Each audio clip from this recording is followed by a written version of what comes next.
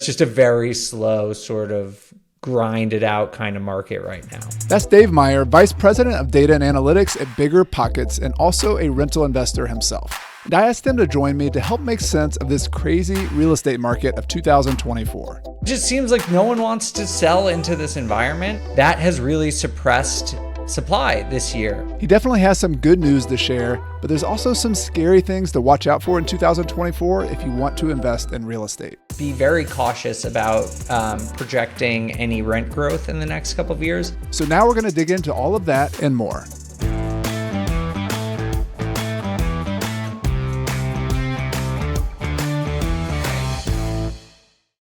So I want to help our listeners, our small and mighty investors, prepare for 2024. But I want to start by going backwards and kind of understanding the where we are, where we've come from. Back in the beginning of 2023, or maybe it's late 2022, you made a prediction about, I think it's going to go down, maybe 3 or 4. I forget what the exact number was. Let's talk about what actually happened in 2023, because I think a lot of people are surprised, myself included, just about, let's talk a little bit just about what the prices did and the interest rates did. That was the big story of last year. Sure. Well, I'll cut to the chase and just say I was wrong last year. I about a year ago was expecting that in 2023 we would see prices fall single digits, 35%, something like that, over the course of 2023. Because last year we were in a modest correction. Things were down, 1 to 2% in Q4 of 2022, but things really rebounded in a strange way. And I guess you just have to look at supply and demand. And the demand side was somewhat predictable. I think everyone sort of knew with interest rates as high as they were that it would pull a lot of demand out of the market. Things would slow down. Transaction volume would slow down.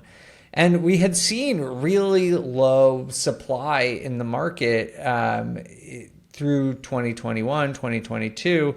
And I sort of thought it would rebound a little bit and that would keep prices down.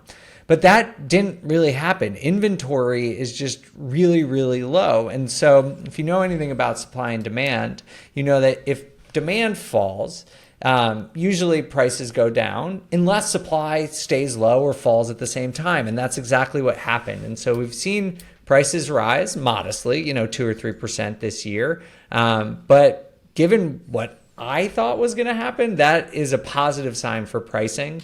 I think the thing that I did get right was that transaction volume would be very low, and that certainly has been true, is that it's just a very slow sort of grind it out kind of market right now. Can you give us some historical context about where mortgage rates were in 2023, how they changed, and what that, just compared to the past? I mean, it was a pretty unusual year in that respect. Yeah, it has been very unusual. And, mortgage rates are dictated by a lot of different things. Everyone focuses on the Fed, which is important. But a lot of what's happened in 2023 has been about what's going on in the mortgage-backed securities market and in the bond markets. And those are influenced by all sorts of different macroeconomic factors. But what we've seen is rates continue to rise up. And over the first half of the year, I think it was relatively stable, staying in sort of the high 6s, which is very close to the historical average. Like if you look at the last 50 years or so, after, the crazy rates of the early 1970s where they were like 18%. If you look at the last several decades, certainly for our lifetimes, the average is like 6 or 7%. So that's pretty normal. And I think people kind of started to get used to that in a respect.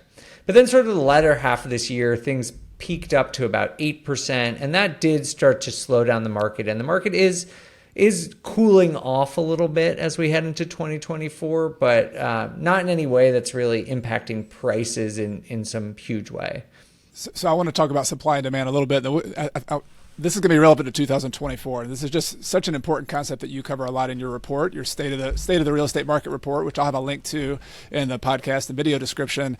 But you talk about, it seems pretty intuitive that if interest rates go up, the first thought is, okay, people can't afford houses, people can't afford properties, they're going to buy less, the demand is going to go down. But as you mentioned, the economy is incredibly dynamic, and if one thing happens, something else happens, and there's this effect that you've talked about, and economists are talking about, called the lock-in effect, where essentially people had 3% interest rates and 2% and 4% interest rates, and they own houses, and for them to go buy another house, they're looking at that difference and saying, wait a minute, am I going to go get an 8% mortgage rate when I have a 4% here? So can you talk about how that was a big factor in affecting the supply that didn't end up coming on the market this year? The housing market is just a little bit unique in that when someone goes and sells a house, about 70% of them go on and buy another house. And so people are not necessarily just looking at selling conditions when they're deciding when and if to sell a property. They're also looking at buying conditions. And so buying conditions are just not very attractive right now, particularly if you are comfortable in your current home. If you wanted to move up to a bigger house, your mortgage payment is likely to double, if not triple, in most markets right now. Even to move to a similar sized house, your mortgage rate's probably, your monthly payment's probably going to go up at least 50%, if not 100%, because something like 95% of people have mortgage rates locked in at a lower rate. And so it just seems like no one wants to sell into this environment because they don't want to buy. And that has really suppressed supply this year. And I think the big question, and we'll get to this, but one of the question into 2024 is like, when does that break, right? Because mortgage rates might come down in 2024 a little bit, but is it going to be enough to sort of break this stalemate that we have and start to see more properties come onto the market? I do want to go there. You had a really interesting stat and a graph in the report where I think you quoted from John Burns and maybe somebody else, is saying that there's actually a rate that most people say, if it got below this rate, I would then sell and then go try to do something else. Can you talk about what that rate was? About 5.5% is when the majority of people would start to consider selling. And that is, as we just talked about, below the historic average. And if you want to get into the nerdy details of mortgage rates, it just doesn't seem likely that we'll get there next year.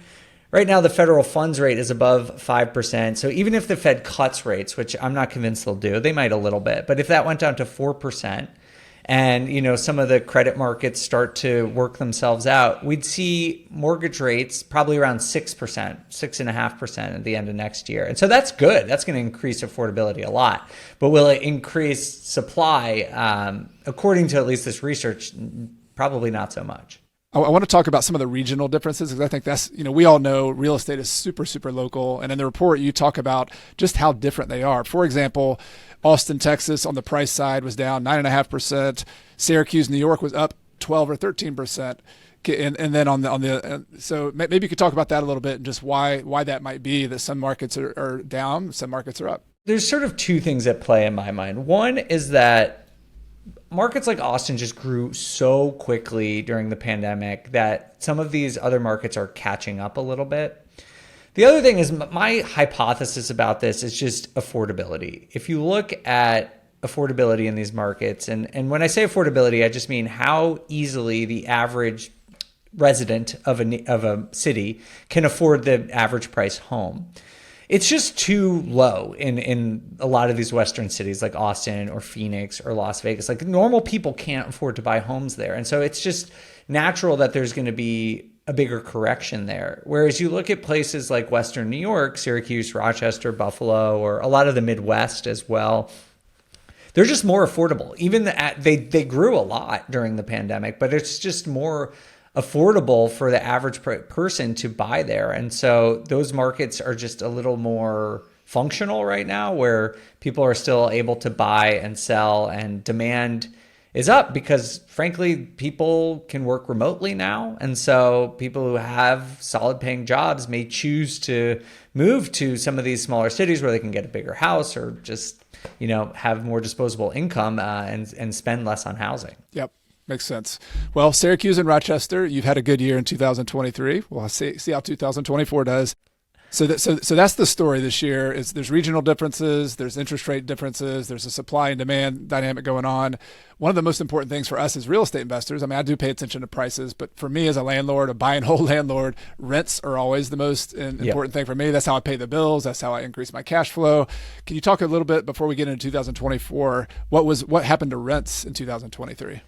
Rent came back down to earth a bit, but still grew above average. So on average, it was about 4 or 5% across the entire country. Some markets saw some corrections, but rent is pretty sticky. So even the biggest corrections are 1 or 2% in most cities.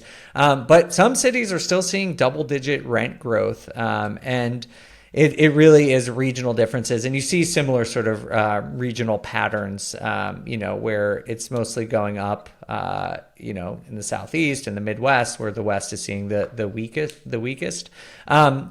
The 5% rent growth, Chad, this in a normal year would be great. But it is slow compared to what it was, which is 10-15%. But that is very, very unusual. And we can talk about what, if you want to go there, into what might happen with rent next year. Rent growth over the long run and price growth over the long run are really what we're going for, right? I mean, you're buying properties that are going to tend to go up over the long run. The ups and downs of rent in the short run are nice, but what I want to transition to now is let's look ahead to 2024 and really even longer than that. And one of the issues you talk about in the report that seems most important to you, which I agree with, is finding affordability. Mm-hmm. And so you actually have this really cool graph, which we'll post on the YouTube video if people are watching, where you have sort of a Venn diagram of affordability has a combination of housing prices. So the prices are up or down, that makes things less or more affordable. You've got the income people make. So if their salaries were just overnight to double, all of a sudden, that seems much more affordable. And then you got mortgage rates.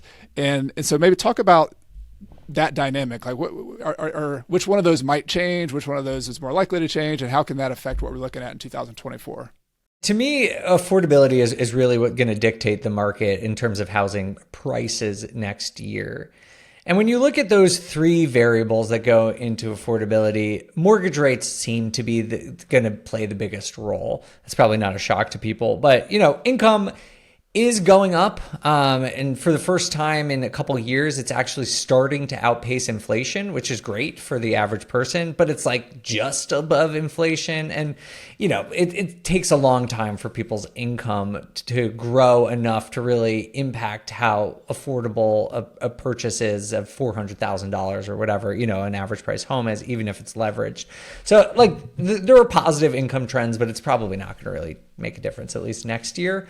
When you look at home prices, I personally think that, if I had to pin it down today, I do think they're going to grow next year just because I see rates coming down a little bit. And so that's the main dynamic I think we're going to see, is that affordability will probably improve a little bit, because if mortgage rates go down, even 100 basis points drop from 7.25% to 6.25%, that's probably going to overcompensate, be enough to overshadow basically any growth in home prices. So mortgage payments, even if prices are going up, will probably come down for new purchases. And so that's why, as of today at least, I sort of think affordability will sort of go on will favor housing price growth next year. And of course, there's always a silver lining, right? If the question might be, why did interest rates go down? Why did mortgage rates go down? Which is a complex equation, but one possibility is we hit a recession, we hit a slump, and does the overall market, the Fed lowers rates, or the overall market, has lower expectations. And so if rates go down, it also might mean that rents or people's salaries in certain locations might be worse. So who knows, right? Yeah, exactly. I think everyone, people want low rates. It's like an easy thing to root for, but a lot of the reason you might see low rates is a slowing economy. The inflation, which is what the Fed is trying to battle, is a product of an overheated economy. And so the only reason the Fed might back off their rate hikes is because the economy is cooling. And so that might be helpful for new purchases, but there's a trade-off. Like Chad said, there's increased potential for slower rent growth, if not negative rent growth, vacancy rates could start to go up a little bit. I'm not like super concerned. I personally don't see like a huge recession coming, but I do think that a slowdown could, hamper some growth and performance in rental properties at least.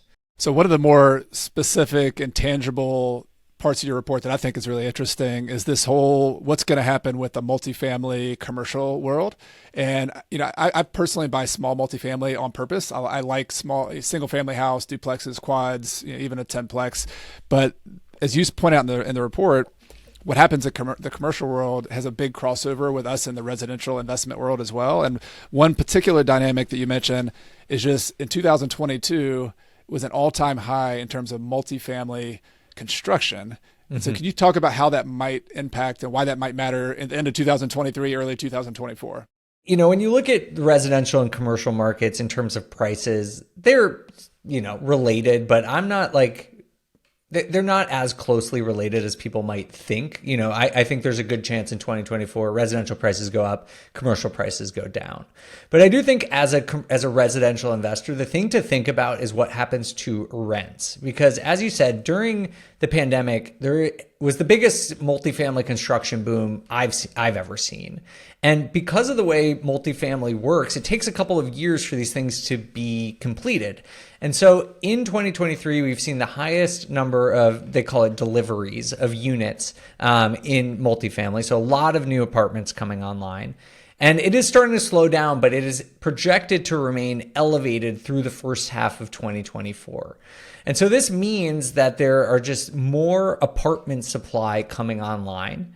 And this is happening during a time where there might be an economic slowdown, and household formation, which is basically a measurement of demand for apartments, is also slowing down. And so you might have this convergence of things where there's too many apartments basically coming online at a bad time.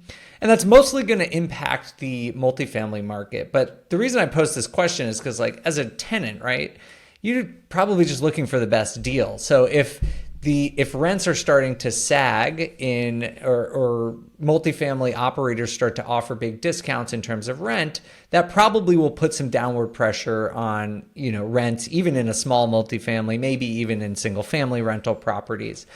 And that is just a question I have. I'm curious if that's going to happen. This will be very regional, even if it does happen, because multifamily building is even more regionally focused. I invest in Denver, super overbuilt. That's like that. I'm interested in this question because it's probably going to impact me. A lot of smaller cities, it's not really going to be that big of a deal, but I think it's something to certainly watch for next year. I've already noticed this. I have some students in Austin, Texas, who had some really hard times leasing their properties this fall, like August, September, October of 2023, going into 2024. So I think that was already my guess. My thesis was that was already part of the issue. Was just they had existing properties. The new construction stuff was attracting more tenants, and it just, if nothing else, it just threw a rock in the pool, and it was just kind of what's going on here? It's not your normal dynamic. So I think that's something really important to watch out for. The other thing is you mentioned, another what if, like credit is the lifeblood of every real estate market, and the residential, like a lot of us as small residential investors borrow money from commercial lenders as well. So maybe can you talk about what other possibilities could happen if we just to look out for in the banking sector? The big banking scare seems to be over, at least for now, which is, when Silicon Valley Bank, failed and all that happened, there was sort of this fear that there's going to be a run on banks. But the Fed and the FDIC stepped in and seemed to have alleviated some of the worst fears. But I think there's, you've probably heard this term, the doom loop in commercial real estate. It's in a lot of media publications right now. And there is some credibility to this idea that there could be a credit crunch. And basically the way it works is, we're seeing, let's just use office space, for example, because it's easy to beat up on office space right now. Office space rents are going down, vacancy is up. And so you start to see a situation where property values are going down. And so banks look at that and they say the loans on these properties may go under. And so the value of those loans on the secondary market or even in their own portfolio go down, and they have to write off some potential losses. And when they start to face potential losses, they tighten credit. And what that means is basically they're less likely to give out loans. They make it stricter to give out loans. And when that happens, then there's less demand for office buildings because people can't get loans. And that puts more pressure, downward pressure on prices. So it can create this sort of negative loop for credit.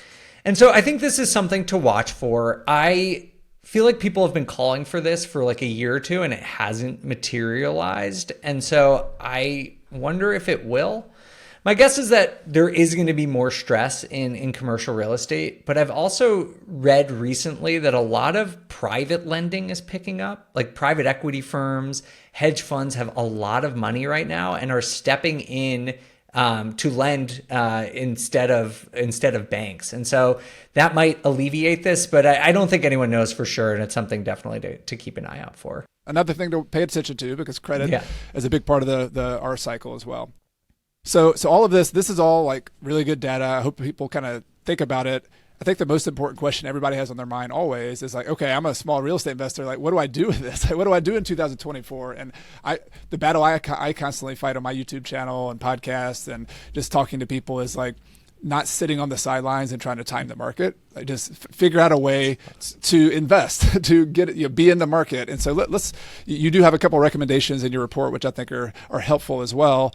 One of those is just to, no matter what you do, it might be a little bit more uncertainty this year, to underwrite more conservatively. So what does that mean? What in your world, what does it mean to underwrite more conservatively? Don't use the comps from the last few years. How about that? We've seen these like huge appreciation, huge rent growth. I personally would be very cautious about projecting any rent growth in the next couple of years. And I would be pretty conservative about appreciation. Not because I necessarily think rent won't go up, but I just think there is more risk right now. And so for people who feel nervous about getting into the market, you can still invest. Just make your assumptions when you're calculating your deals very modest. Like maybe you assume that there's going to be no rent growth for 2 years. Maybe you assume that appreciation might just be equal to inflation for the next 5 years. I promise you, because I look at deals, like you can make those assumptions and you can still find deals right now. And so that way you can say to yourself, like, even if what I would consider a really, really bad outcome for the next 5 years happens, you can still make money in real estate, right? Like there are still ways that you can earn a return that I personally think are far and above better than what you would get in the stock market or any other alternative investments.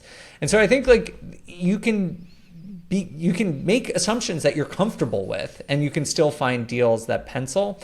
I like doing that because it makes a situation where if I'm wrong, it's really great. And I love that. It's like if I say rent's not going to grow for 2 years and then I'm wrong, that's amazing. Then I'm just making more money. But if I'm right, then I still know that I've made a strong investment, even if sort of the worst case scenario comes true.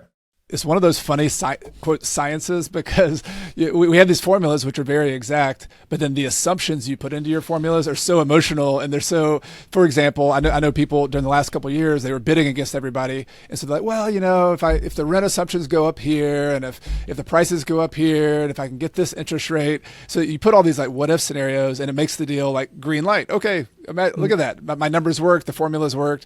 What I'm hearing you say though is like you got to like temper down your optimism a little bit. It's the same formulas, the same approach, but the assumptions you use are what really dictate what that formula spits out.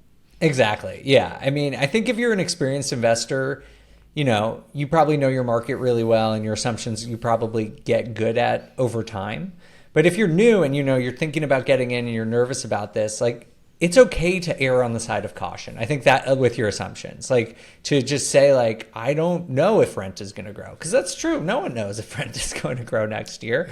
Yeah. And you can if you make that assumption and your deal still works, which there are plenty of things that would work that way, then I think you can still feel confident investing even in this uncertain market. And, that's just how I have always sort of approached real estate. Any investment, I don't like any plan where everything has to go right for it to be good. I need some fail safes, where, rent might not go up, vacancy go up, like something usually goes wrong. And so I like to model that into my investments and they still work. The way I like to approach it is it's almost like you're wearing two different hats. You have this hat of being super skeptical, conservative, saying this is going to go wrong, this is going to go wrong. And so you like prepare for that. At the same time, you have this like beaming long-term optimism. Like I love reading Warren Buffett's comments about He's like, the United States over the next 50 years is going to be amazing. And in the meantime, the headlines in the newspaper are like, we're falling apart, the dollar's crashing. So it's like, you got to hold these two things together as an investor. You got to hold this, like, if you're not optimistic about the future, you need to put your money in and bury it in the backyard, right? Like get some guns. Like that's right. Yes. Yeah. But if you were optimistic about the future and you look in what specifically with strategy, I love your feedback on this too. I look at the data on what are the demographics of the market looking like? Is the population trending up over time? Are people making more money? Are there supply constraints? Like I like investing in club set in my market in places where there's not much of the zoning that it's a RM4 zoning. It's a multifamily zoning. There's only a little bit of it in town, and it's, you can't expand that much because we're a small town. So like there's these natural supply constraints, and then there's an increasing demand of population, and that's a perfect recipe for long-term growth and prosperity and rent growth. But that has nothing to do with like a lot of the stuff we're looking at in the current market.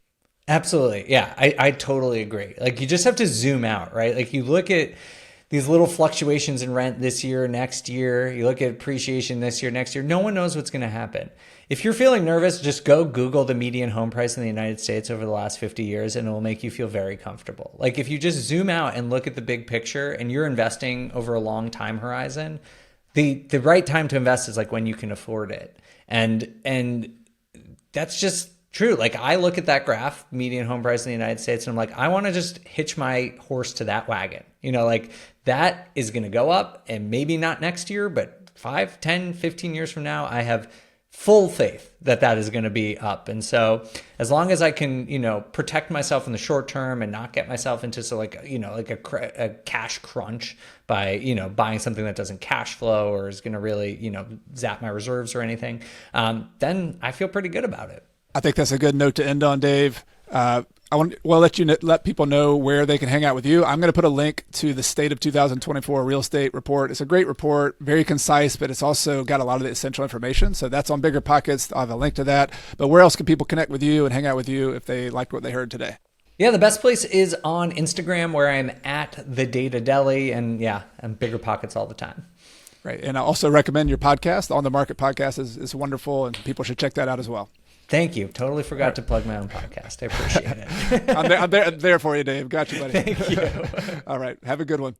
Thanks for watching or listening. If you like this format where we talk about how to adapt to a changing market, I think you'll like my next recommended video or podcast called Rental Property Analysis 2.0, How to Adapt to Changing Interest Rates. This was a recent interview that was very popular, and we'll get into the weeds of how to run the numbers, how to think outside the box, how to still do real estate investing deals that make sense even in a changing market. There'll be a link in the video description, or if you're watching on YouTube, it'll be right above me, and I think you should check it out.